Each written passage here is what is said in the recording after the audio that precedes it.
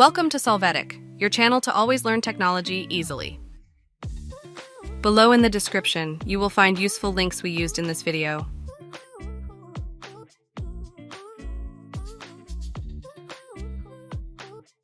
Today at Solvetic, we will see how to send a message to yourself on WhatsApp. We start by opening WhatsApp. After that, click on the lower Create icon. Then, within WhatsApp contacts, we will search for ourselves and click.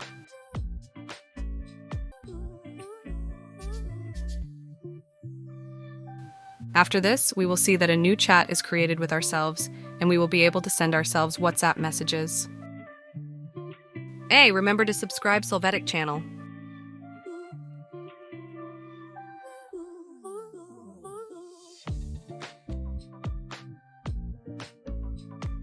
We hope it has been helpful for you. Here are links to watch more videos of your interest and subscribe to the Solvetic channel. Thank you.